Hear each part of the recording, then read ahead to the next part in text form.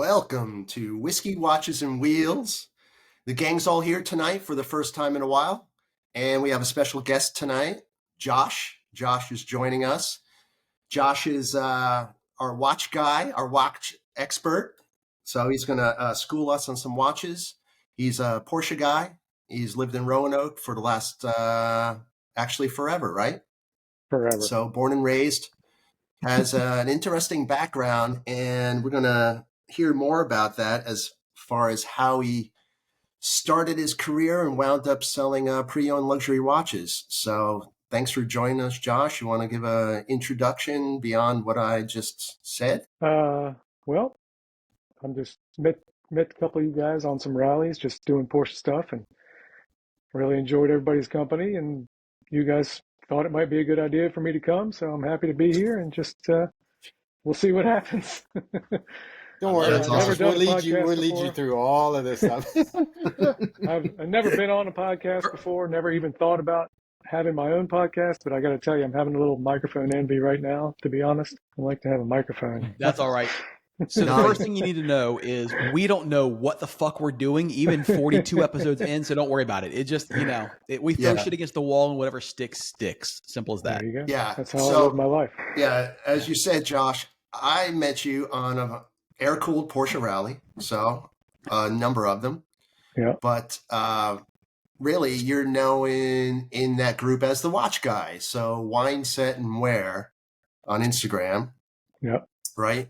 Tell us a little bit about that. Well, it's I just have always loved watches, collected, ever since I could get a nice watch. I did in high school. I got a pretty decent watch, and then just kind of fell in love with it. It's something about the little machine on your wrist that intrigues me. And I've said this 100 times, and you may have heard it, but I'm a car guy. Not every watch guy is a car guy, but every car guy is a watch guy. I mean, that's just the way it is. They're so similar. If you love mechanics, if you love anything mechanical, you're going to love watches and cars. That's just all there is to it. So I've been collecting watches as long as I can remember. I always loved them.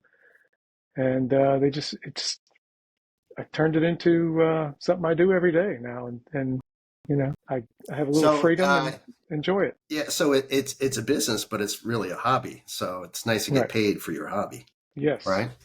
Yeah. And I still have trouble with the collection / sales part of it sometimes, but that's a daily struggle.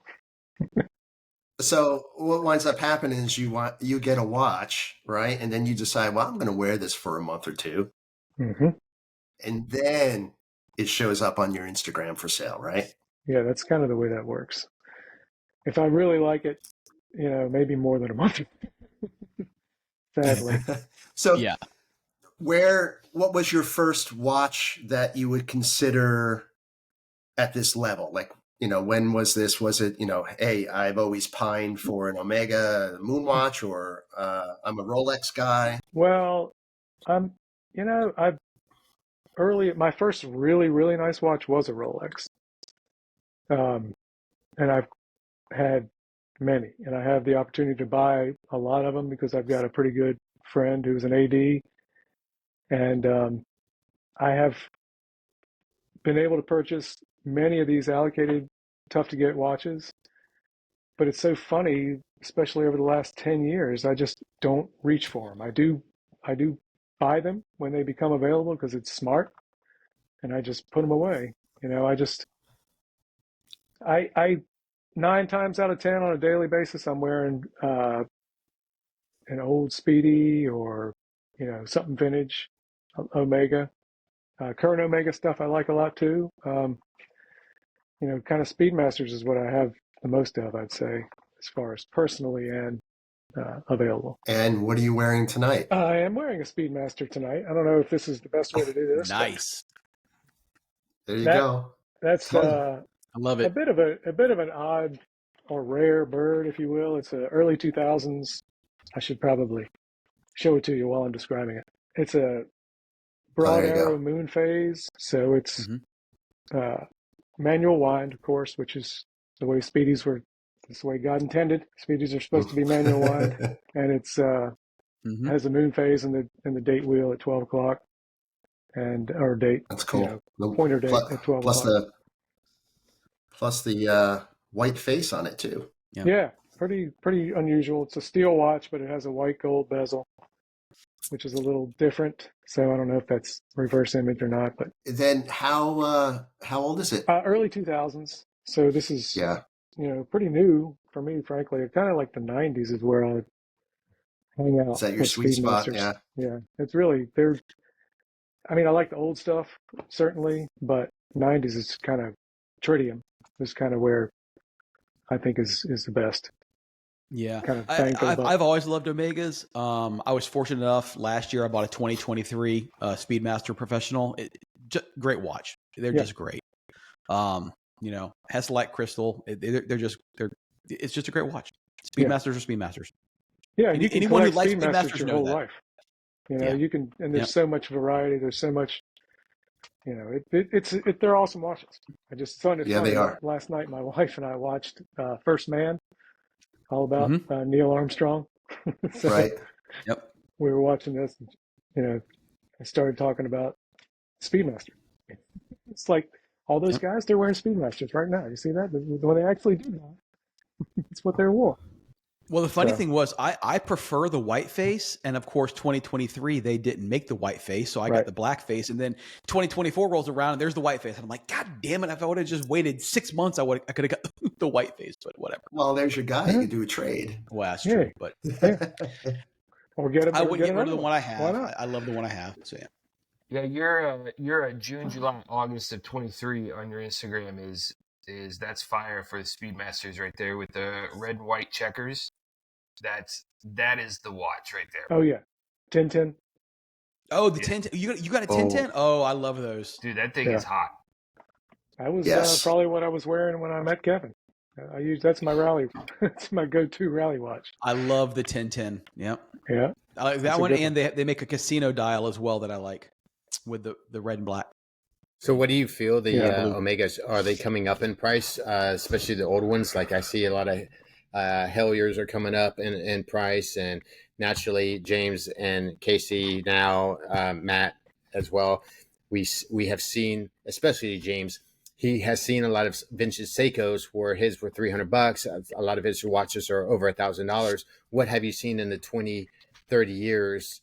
I mean, I know with inflation and everything, but do you see, since you're in the more of the Omega collection, world, do you see things kind of going up? Everything kind of went way up in the last 4 years or so. I don't know what happened, but had a bit of a spike, and then continued to go up and a lot of stuff has softened in the last, let's say, 18 months or so. But when it comes to vintage stuff, it's all about condition. So I mean, the good stuff, when it does come out of collections, it trades for big money. And what do you typically super see? Old Speedmasters. That's what I was going to ask you. What is, like for James and I, we know, aside from a Seiko Pogue, there's, a Yachtmaster, there's a couple other things that are like, what Speedmaster or Omega in general, what's the kind of crown jewel that's, I don't want to say abundant, but it's attainable? What watch would that be? Well, I mean, that depends on who's attainable. Well, I guess we have to define what the obtainable is, right? Well, when I say attainable, it's not like, like the Sun watch that James and I have been looking for. You can't even find that. But a Pogue, you can still get a Pogue. So something that is kind of like, oh, you have that Omega watch, or like Patek Nautilus, you can still get that watch. There's a lot of them on the market. So for an Omega, what would be kind of the upper echelon of an Omega? But no, I'm not, you're still gonna have to pay good money for it. But what would be like, oh, you have that, that's like a nice Omega, like that everybody kind of wants. Is there a Omega like that? Well, Speedmasters in general are real desirable. Anything with a 3-2-1 movement, which is like anything pre-moon, and even pre-moon, there's some 861 movements, but anything with a 3-2-1 movement is going to trade for strong money if it's in good condition. Okay. So that would have been like 68 and before, roughly. So, and there's several references over that time span, starting in 57 through 68. They seem like they change the reference every, 6 months. And those would be for the serious collector, right? Because casual collector would be, I want the moon watch. I'm good with the moon watch. I don't care if it's, 96, 2006. Yeah. I know that I need the moon watch. Yeah. And there's a million to choose from. And the beauty of them is, like you were just describing, there's something for everybody. I mean, if you like older looking watches, then you just get a tritium, regular old tritium Speedmaster moon watch from the 90s. And it's, a real good one is going to be somewhere in $4,000 to $5,000 range. Mm-hmm. If you go back much further, especially if you go to a 3-2-1, you're talking about 10, 15, 25, right. But 50, 100. I mean, as much as you want to spend. But $4,000 to $5,000, you're able to get a vintage watch for the price of a new one. So correct. Yep. You just need to decide if you're going the vintage route or not, and if you like the patina that's going to happen there. Mm-hmm. And the new ones are wonderful. I mean, I have those too, and they're timeless. It's kind of like a 911. I mean, you can look at them and see that that's exactly what it is. Mm-hmm. Yeah. That's a great analogy. And actually, I never even thought of that or really have heard that. If you think about it, they're very similar from the beginning all the way up until now. Yeah. Right. You have to know the differences. Right. Right. Yeah. If you're uninitiated, right, you spot one across the room. It's like you don't know. Right. As far as, that's a 911. I know it's a 911. I have no idea what year it is. Right. But I know it's a 911. Same thing. That's interesting. I never even thought about that. That's cool. And I guess the moon phase introduction would be like moving to the water cooled version of the 911. Yeah. There you go. Well, they did. Yeah. They did vintage. They did moon phases back in the day a little bit too. But yeah, I think more of like the automatic stuff. It's kind of like a water cooled. They still look like Speedmasters, and they're still called Speedmasters, but the engine is different. Yeah. Not there's anything wrong with that. No. Not that there's anything wrong with that. That's absolutely. Right.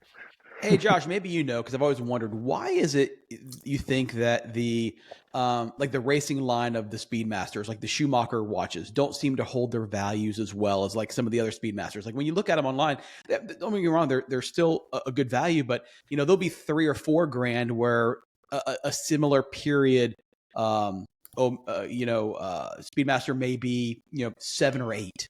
So they just don't seem to hold their value as much as the others. Well, the automatics in general, as I'm saying, they're not as desirable to this collector.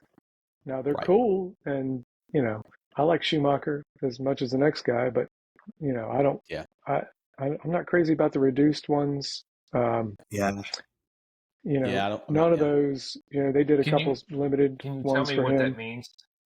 The reduced ones. What does that mean? Yeah, they're earlier, smaller automatic wind. They have a current one. They've had like 2 or 3 iterations of it now, and they're about 40 millimeters now. But they've totally they've actually aimed them towards women now. The current offerings and the smaller automatics are very feminine in their design. The last generation was 40 millimeters, was better than the reduced, which is like 38-ish. But the automatics in general are just not as desirable, so they don't hold their value as well. But I'll take one on trade, but I don't want one.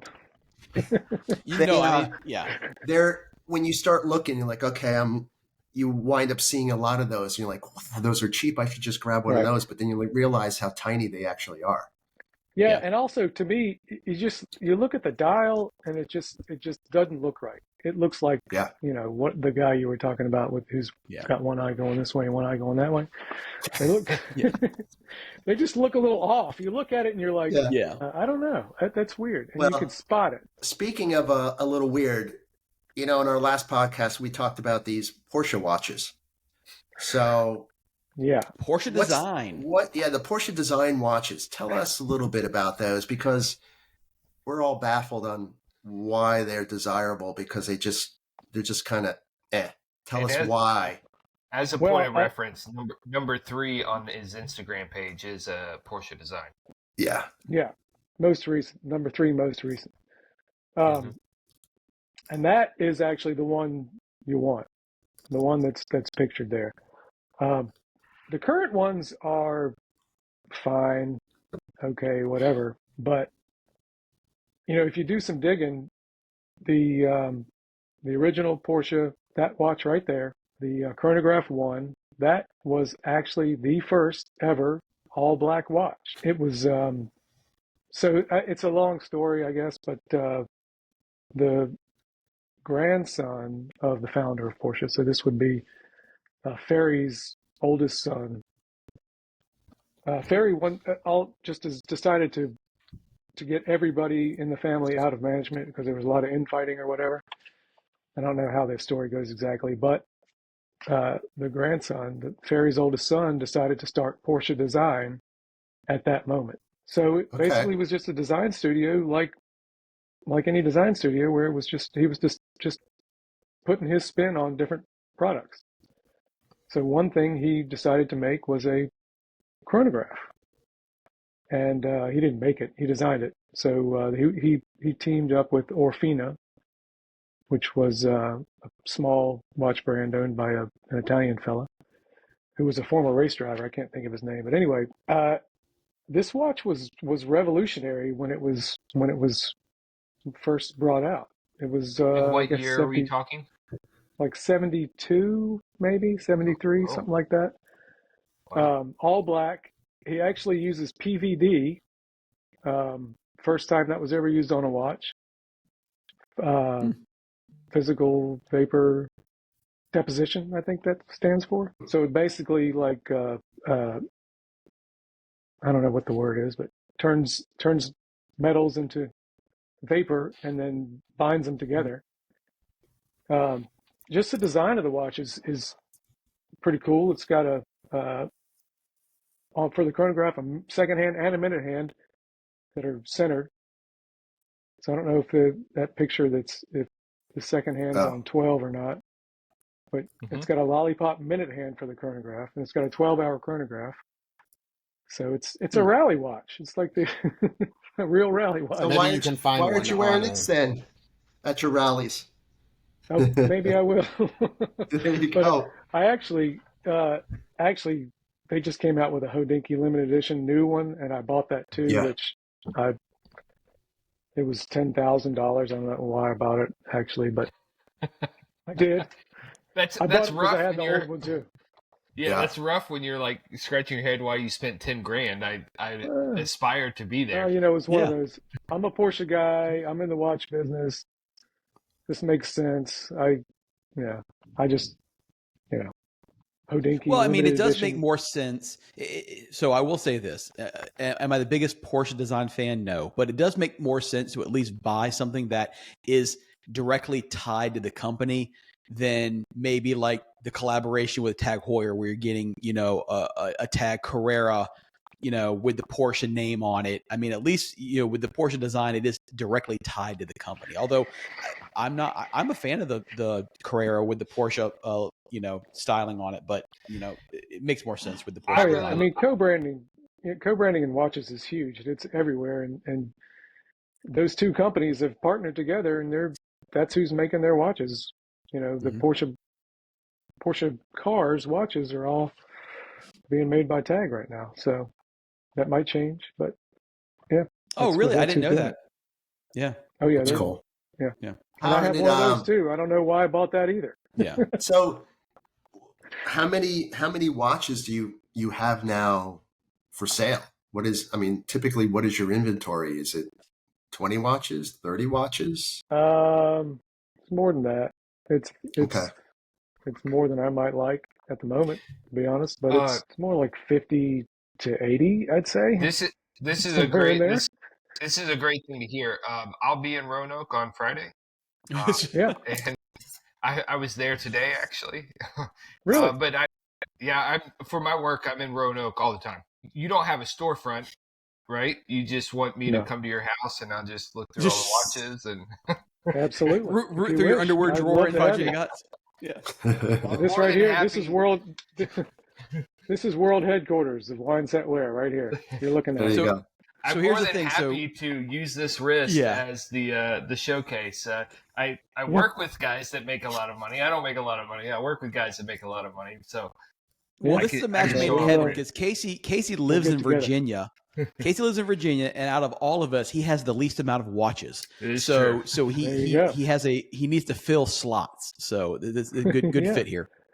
Yeah, actually. And not everything I have is stupid expensive. I mean, I've got affordable stuff too. Do you have any Seiko? For the record. I have a question. Go ahead, Kevin. Go ahead. Oh, go ahead about the affordable or Seikos or whatever you want to talk. And just Seiko is one of those things. I will come here to learn about Seikos. I do have a few. I actually I have a Pogue and a Bullhead that I inherited from my uncle. The Bullhead, yes. The Bullhead, is it the brown Bullhead or blue? Of course, it's the brown one. Excellent. It's the good one. Yeah, that's very high on my list. I love the Bullhead. It's super cool. Yeah. I mean, I had him serviced when I got him. It was basically, actually, my uncle had been dead. He'd already been dead for 10 years before I got him. I just happened to visit his widow one time, and she's like, "Oh, you like watches? Here's a box full of watches." Oh wow, nice. So, that's a hell of a deal. Damn. Those were the crown jewels that I had to have them serviced. They hadn't been, they were 15 years, on the shelf. Yeah, probably. So are you? Do you have a source for the servicing, or do you service some of it? I can't really fix anything. I mean, I can do really, really simple stuff. Change the strap. Woo! I can do that. Strap and batteries. Absolutely. Yeah, batteries. There was a wonderful guy here in town that we had a great relationship. Watchmaker. He always took care of me, and he actually died. Fairly young guy. He just about less than a year ago, actually, maybe more than a year ago now. Sucks. Yeah, brain cancer. It was terrible. Oh, jeez. But anyway, sorry. Thanks for asking. I send stuff everywhere. Okay. Anybody? I've got some Rolex guys in the Southeast that I use, and it just depends on what it is. But yeah, I've got a few guys. And then typically out of the watches that you do get, I know, Kevin, you have a question, but just kind of going in here. Typically out of the watches that you do get to sell, how many of them do need to be serviced, or is it just really a turnkey type? Most stuff that I get is good to go.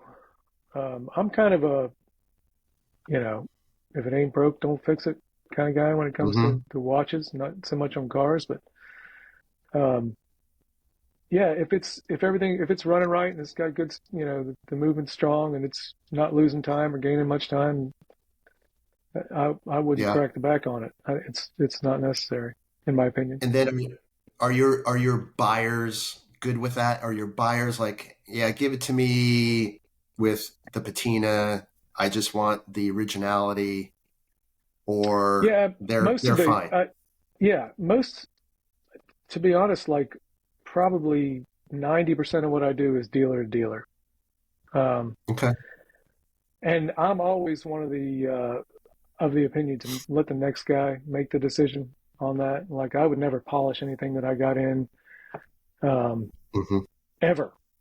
If somebody asks me, if a friend wants to buy the watch for his wife because it's a lady's watch and women love them shiny, I would tell him. I would do it if it's a friend, certainly, but I would give a recommendation on who he could send it to.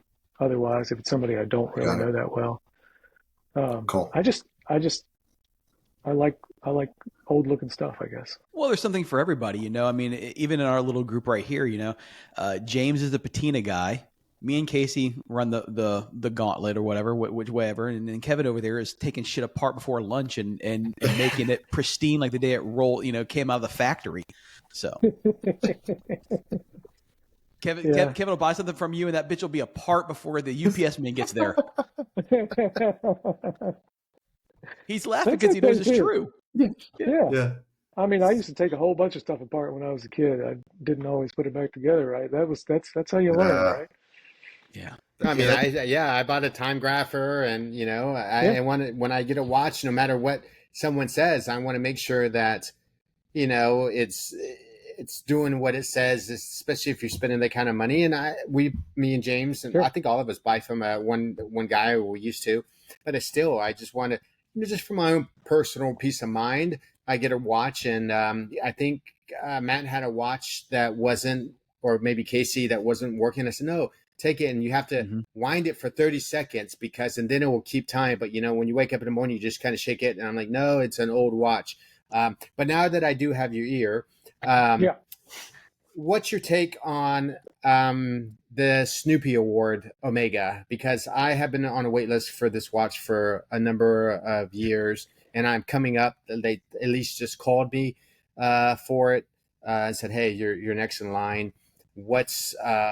What's your take on it? And do you think it's more of a fad because it's a Snoopy watch? I want your opinion on that. I am not the right guy to ask, probably, because I absolutely love it. Okay, no, well, that's great. You do love it. He wants honest opinion. So yeah. Casey does not Yeah, love I it. I mean, could tell by the way he was shaking his head. Hang on 1 second. I have another call. Oh, sorry. I thought I had it here. I have one. I thought it was close by. It's not. oh, so you do have the Snoopy Award, and yeah, The I've been current waiting one, and yeah. waiting. 2003 Yeah. or 20? When Yeah, was that? 2023. Okay, last 20, year. yeah, 22. It would have been with the 50th, right? Yeah, They the got it in 50th, right? Yeah, the white and 72. blue. Yeah. 22. Yeah, it would have been Yeah. the 50th. Okay. Yeah, I don't have it here. Okay. I thought I had it here.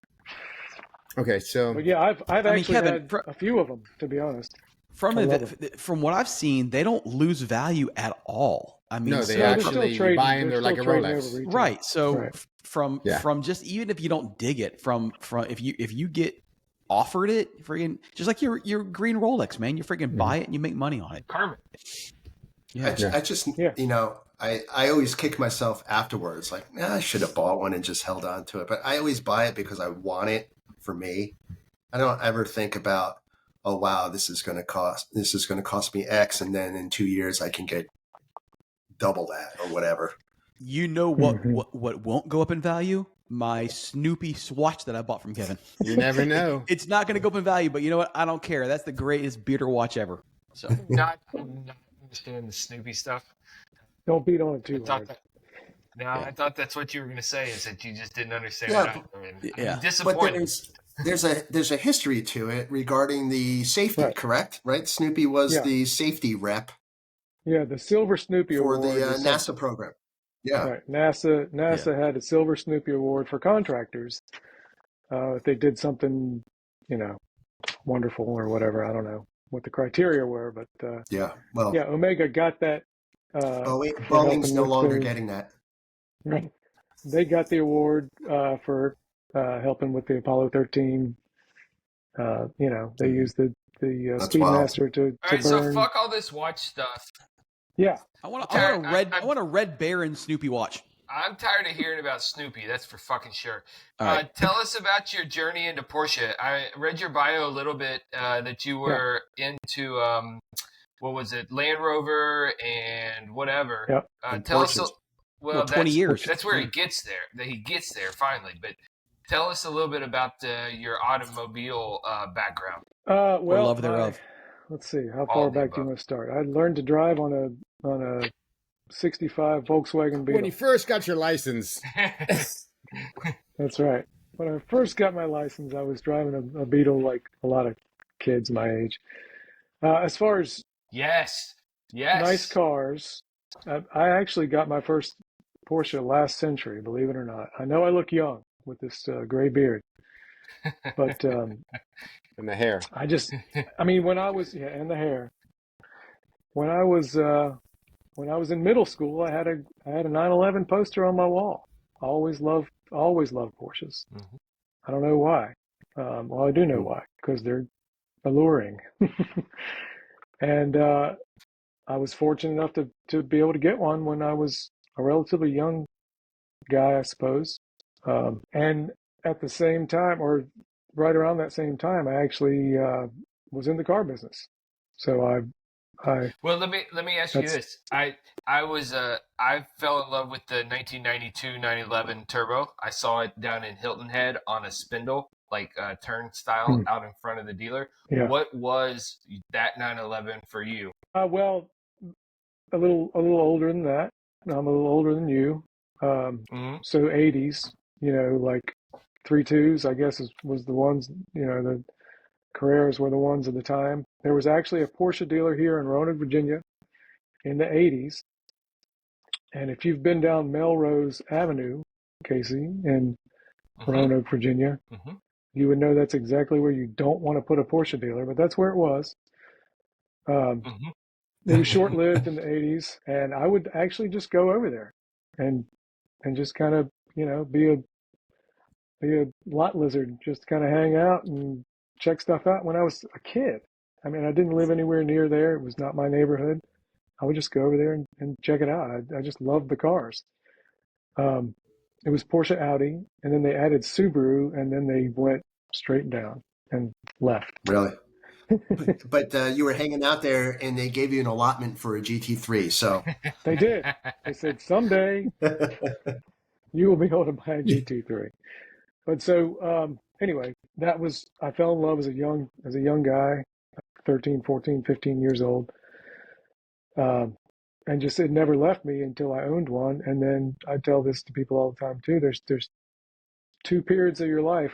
Once you've had a Porsche, there's two periods of your life going forward. It's the time when you had one and the time when you wanted one. It's one or the other. Once you've had it, you'll either have it still or want it. So it never leaves you. Yeah. And then what do you have? At the moment, I have kind of my forever car, I think, right now, if that makes any sense. 1970 911T. For sure. Conda green, just a all stock, except for the wheels and tires. I put aftermarket. It's on your Group Instagram 4 as well, wheels on yeah. it. Yeah. Group 4s. Yes. We share that. Awesome wheels. I have the same on they're my moving, They're just SD. now moving to Italy, I heard. So maybe shipping won't be so much of a nightmare. So I have that. I have a they do. They have some issues. Yeah, but they're great products. There you go. Oh yeah, that's a glamour shot from Ruckus like a 17-year-old kid walking through the parking lot with a big ass camera. I was like, "What's your favorite car?" He said, "No, I don't know." I said, "I bet it's that green one." He's like, "Actually, I think that might be my favorite car. Is that yours?" I was like, "Yeah." So we exchanged information. I said, "Send me that picture." So he sent it to me. And he took a few good pictures of my car that day. That was last year at Ruckus. That was 23. Yeah. I believe. Casey came by and visited us at the lot in 23. Yeah, so, there's those Group 4 wheels looking good. Yeah. Whoops. That's a nice car. Nice car. Yeah, it's sweet. It's a respray in the original color. And you have something else. I do. I have a 79 SC Targa that is a safari build, which is kind of a cool thing. That's sort of a long story. My wife and I went to Rennsport last year, and she fell in love with safari builds. I mean, like hook, line, and sinker, just crazy. And she actually has had a 911 in her life, but it's been a while. Our kids were little, and they didn't want to be dropped off at school in it, so she ended up getting rid of it shortly thereafter. Wow. Yeah, girls. Unbelievable. Young, embarrassed. But there was more than just that involved in it. But so she's always loved them, wanted one. So this one came up. It's a cool car. It's white Targa. She loved everything about it. And we got it for her. And she drove it a couple times and was like, I can't drive this car. No. So Why is that? Well, she can drive it. She's not comfortable driving it. I love it. Yeah. So anyway, it's so cool. Nice car. I love it, and I've Does she not like the attention? You know, is that what it is? Or all the guys coming up No, to her it's asking her about her car? yeah. That's what I tell her. I'm like, don't worry about it. I mean, these cars are dude magnets, so don't worry about me in these cars. But I'm a little bit worried about you. Um, no, she's just not. It's got a Wevo shifter, and it's a couple. There's a couple little things that make it. It's stock motor and everything, but I don't know. She's just not comfortable driving it. So that picture was from a showroom where I dragged my feet for probably 6 months, but we are selling that car currently. Oh, It is available for sale. I'm Casey, it's for definitely sale, buddy. coming by on Friday. It's in Marietta, Unfortunately, it's in Casey. Atlanta. Damn it. What the fuck is it doing there? Well, It's where the a buddy dealership of mine's is. a GM I don't of care. he's a GM of an independent center. It's a cool car. It's got a Tuttle suspension. And It's priced It's right right. too. It's a nice car. It's Yeah. really cool looking. It got Yeah. a lot of Yeah. attention last year at Ruckus. Everybody was looking at it. It's super cool. I mean, it Can was the we- only Safari there, but it was really, really Yeah. nice car. Can yeah, we I wish I send me would have the had it for link? sale back then. I might have. Yeah, we'll sold send it. you the link. Yeah. I did, Casey. Thank You you. got it. Yeah. Awesome. So you're moving that car on. Does that mean that there's another one coming in, or you're just going to use that money and buy more watches? Well, I try to keep the watch stuff and the car stuff separate. Honestly, my wife is daily driving a Cayenne with lots of miles on it right now, so I would love to have something that she could take on something more comfortable she could take on a long trip. She doesn't like my What daily does driver on a long what's she trip. have? 05. What does she have, and what's the mileage? It is an 05. It has a Eurowise lift on it. It's pretty cool. Just a Cayenne S, and it's 177. It's getting ready to flip. I think it was one. Matter of Nothing. fact, if she drove Dude, it today, come she on. probably All right, so flipped I- 176. All right, so I'd probably be interested in that as well. But I have a 2008 Cayenne Turbo that's got 263,000 miles on it. Nice. I drive it back and forth to Blacksburg, Roanoke. Oh, like I said, daily. I So tell where you, in these Virginia things, do you live? These cars. I'm in Richmond currently. Okay. Yeah. I've heard of that. Yeah, it's not too far. Yeah, Yeah. maybe in passing, right?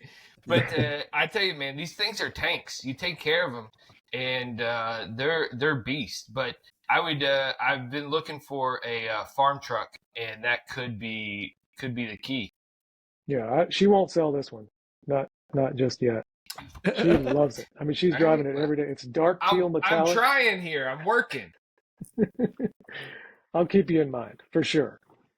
But yeah, if when the Safari sells, it's going to be something like I made the mistake of bringing home a new GX to her not too long ago, 550 Lexus, and she with the Overtrail. She loves. My wife is like me. We're from the mountains of Southwest Virginia. We're rednecks, so she likes knobby tires and some space in between the tire and the fender. Right. Love it. So the new GX with Awesome. the Overtrail package, she really liked. So that's probably where that money's going to be going. You were on the dealer side, correct? On Yes. the Porsches at some point? I was. Back in the I was in day? the car business. Yeah, I was in the car business starting 98 ish, starting 98. And then I was fortunate enough to be one of the really just three of us opened a Porsche dealer here in Roanoke. Reopened Porsche in Roanoke after must have been a 35-year gap. I don't know how long the gap was, but yeah, we started a new store here. I was working for the company when it was just Mercedes and Volvo, and then had an ownership change, and the guy opened up Land Rover, Jag, kept Mercedes and Volvo, opened up Land Rover and Jag. If you're at all familiar with Roanoke, they're all in a row. Right as you enter town from the south on 220. If you're heading north on 220 out of Greensboro, for example, and as soon as you get to Roanoke, there's this big hill where it's just dealership, and it was Mercedes, Volvo, Land Rover, Jag. They added Infiniti when another owner took over, and Porsche right at the bottom of the hill. Everybody moved over there to open Land Rover Jag. Myself and one other guy opened Porsche at the old location on Franklin Road, which is now a body shop, and built that fourth spec building. So, yeah, 05, we opened Porsche right when the 997s were hitting. Nice. And I mean, I was in heaven.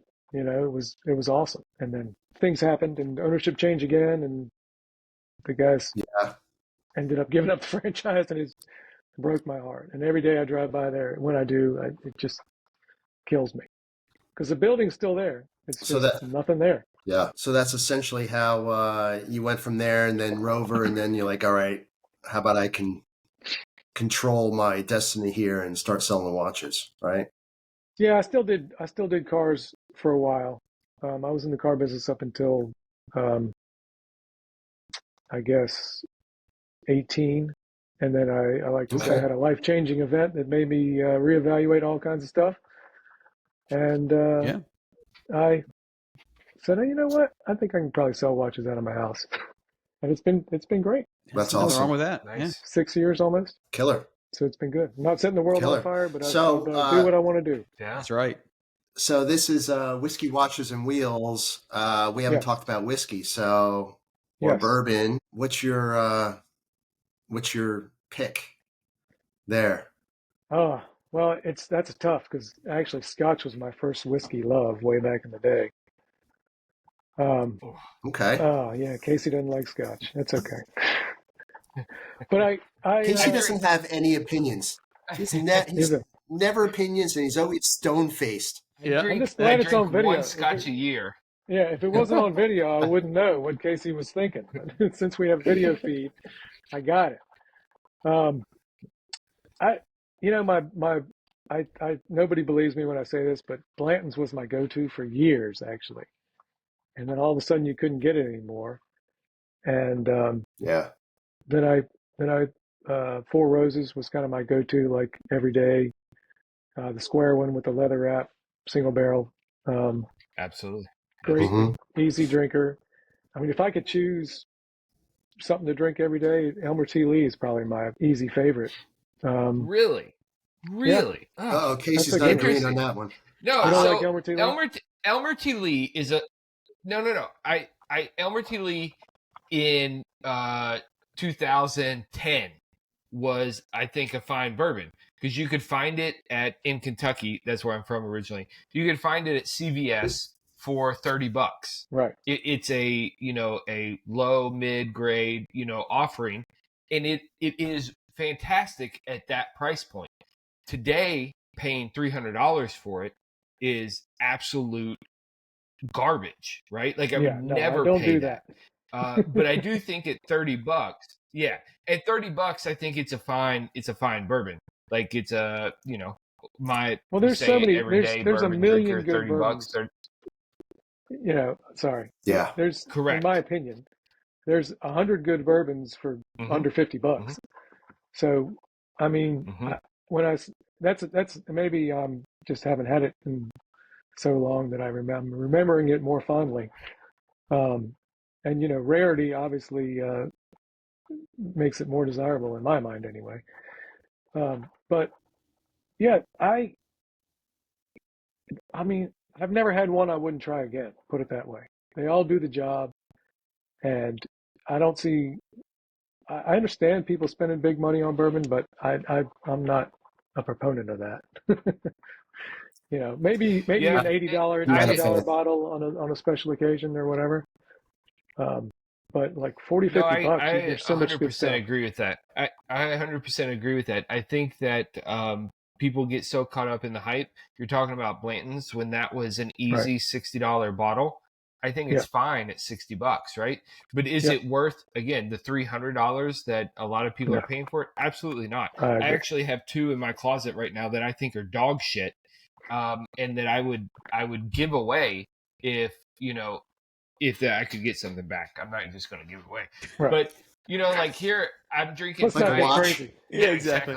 But like tonight I'm drinking a Russell's Reserve single barrel. I've got a couple of them here. One from a private group I'm part of, and then one's just off the shelf I'm at obviously ABC stores in Virginia.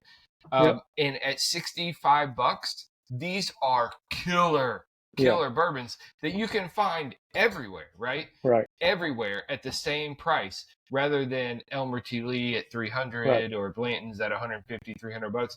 And that's what I get so frustrated with the bourbon market in general, is that people end up chasing stuff and they skip over the quote unquote daily, the cheaper, the available stuff. That is killer bourbon. But would that bourbon not be killer if it starts getting up to $200, Casey? Like you would not drink it anymore, because just like Josh said with the Elmer T. Lee, that was 30 or whatever the price it was. Now it's $300, and that's a bourbon that he's fond of from drinking. Would that be the same case for you too? Like if that was your go-to, would you pay now because that's your go-to, or would you like, nope, I got to find another one? Correct. I would find another one. I think Russell's Reserve at the ABC is $65. This private barrel pick was $100. I think at $100, that's to me teetering on the edge of what this bourbon offers. I think it's really, really good. I love it. It's fantastic, but I'm not paying over $100 for it. And if it somehow went allocated or was more difficult to find, hell, you know what I love? I'll go back to Evan Williams White Label, right? Bottled in bond. And I will drink that every day. $19? Absolutely. Give me Turkey 101, Old Forester 100. Always. I will crush that stuff. It's always available. Knob Creek 9, it's always available. It's fantastic. This kind of secondary, a little bit special stuff, if it's available at a reasonable price, I'm all over it. But if it goes allocated and gets hard to find, fuck it, I'll find something else. And Josh, what do you typically drink? Do you drink it neat? Do you drink it old fashioned? No, whenever I drink, generally I just pour it in a glass and drink it. Nothing else. Just no ice. Cheers. Come on, Kevin. Look at that beard. You think he mixes stuff? Come on. Yeah, right. He doesn't mix stuff with that beard. He's Come a on. Scotch man. That was my I'm more of an Elmer Fudd guy. Yeah. I'm an Elmer Fudd guy, not an Elmer Lee guy, whatever. I know. I think we have to pay Matt $300 to drink bourbon. Yeah, no, it's not my thing. I've tried. The last thing I bought. The look on my face said it all. Actually. Yeah. Back to Russell's real quick. I when they just dropped the Virginia, all that Virginia special barrel stuff. I got one of those. Yep. I actually did buy a 15 because on the last drop that they did, I bought a Russell's 15. How is it? Have you tried it? I haven't opened it. Are you an opener? The 13 was real good, I thought. I haven't opened it yet. I just got it. I'll probably take it to Target, Carolina and open it there. Excellent. So on the turkey front, Sealbox up in DC? Sealbox? No. All right, so Sealbox is you can get some kind of independent stuff, specialty stuff. They're located in DC, so they'll ship down here to Virginia. Yep. Anyhow, they have a private label. I can send you the link, or James can. But they have a private label, and they just put out a 15-year undisclosed distiller that happened to be out of where was it? Lawrenceburg, where Turkey is. So it's Wild Turkey. It's a 15-year Wild Turkey under the Sealbox name. It hasn't arrived yet, but I'm super excited, and I would love to be able to compare it to the Wild Turkey labeled 15-year. Oh, we have a bourbon date. Set up. It'd be great, because oftentimes, like Turkey or Jim Beam, whomever, will, if the flavor profile doesn't really hit home with what they're kind of shooting for, they sell it to an NDP, non-distiller producer, and then you can private label it, which is what Sealbox has done. And it'd be fascinating to put those side by side and see why did they choose to offload it. Yeah.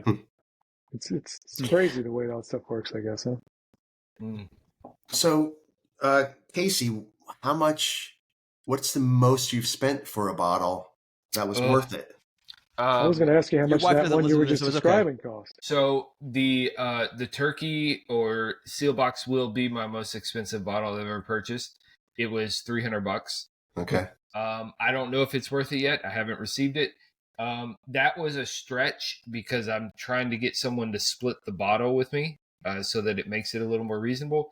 But typically, honestly, $150 is about where I'm comfortable spending. If I came up on a, say, something that was $250, like I don't know, a turkey, a 12-year, sometimes the Knob Creek stuff the 12 or 15-year can get up over $100. The Knob Creek 12, Knob Creek 15 is really, really good. I think the 18 is over oaked for my palate. But there's some stuff that I'll pay a little bit more for. But typically the $150 is where I'm sitting. There's so much bourbon under $150, $150 that is just amazing. And I really have a hard time separating cost from enjoyment. And for me, getting over that price point is starting to make me question how much am I enjoying this. But that's a value proposition for you. Correct. Right? Yeah. So if it's great at $150, I'm fine buying it at $150. Correct. Right. But I just don't know that I've had anything that I've spent $150 on that is like, holy shit, this is so much better than $120 or $100. And maybe that's just my palate and my lack of skill in tasting and stuff. You all know that I've tried to come on here and do tasting notes and stuff. I'm terrible at it. I can tell you if I like it, but I can't tell you that, there's nutmeg and cinnamon and, the caramel is overloaded on this one. Some of them I can do that, but most of them are just so bourbon. And I love bourbon, but I can't pick out those really nuanced flavors that can, I taste gasoline. Yeah. Back to Josh's point, there's so many bourbons that are under $50 that are good. So, for me, I think the most I've spent is $75. I just don't see the value for me personally going up and above that. I don't have a closet full of it. I've got a wall, but not a closet. Mm-hmm. So, I think there's what I don't want to do, and this may be you as well, Casey, is I don't want to have something on the wall that I don't want somebody to grab and drink it. Like I don't want, oh man, that's $150. That's special occasion. Yeah, and that's why I was asking Josh, if he opened the Turkey 15 or whatever, because everything in my closet, it's immediately opened and I have a pour out of it. I want people to be able to come over, go in the closet, and have any of the 200 plus bottles in there, have a pour, right? Don't drink out of the same bottle all night, and don't mix it with anything that comes out of there. Okay. If you need to mix it, there's the little mini bar over here. You can mix whatever is over there because that kind of changes. But if it comes out of the closet, you're drinking the whole glass. You're not mixing it, and don't drink the same bottle all night. That's the 3 rules. And then how many watches does Josh have to bring with him? Yeah, well, that's a good question. We'll have to discuss. I don't get to Richmond very often. You just have to bring bourbon to Roanoke. That's what's going to have to happen. Well, I'm there all the damn time, so I can do that anytime. Hey, Casey, personally, I think you missed the mark because you know what you could have gotten for $300? A Snoopy swatch. And it's the gift that keeps on giving all day long, man. Yeah, I would look at it and I would be wishing I was drinking bourbon every time I looked at it. Exactly. So I could no longer see that it was Snoopy. Yeah. Awesome. Anything else to cover? I mean, we've been going an hour here. Wait, Josh, any parting shots here? It has, man. See? There you go. I love it. That's for Casey. See? There you go. That's for Casey. Wait. I love it. Wait a second. There's more. Oh, there's more. More Snoopies. Look at that. He is a Snoopy fan. NASA Snoopies. Unbelievable. I love it. All right, fellas. Killer. Well, that's an hour. We're going to wrap this up. For those listening, thank you for listening. Thanks for tuning in. Head over to Instagram, Whiskey Watches and Wheels. And if you need anything, shoot us an email, contact@whiskeywatswheel.com. And that's it. We're good to go. Thank you, Josh. Thanks, Josh. Thank you. Thank You are guys. welcome anytime, my friend. All right. Oh, we had a great All right. time. Thanks. Yep.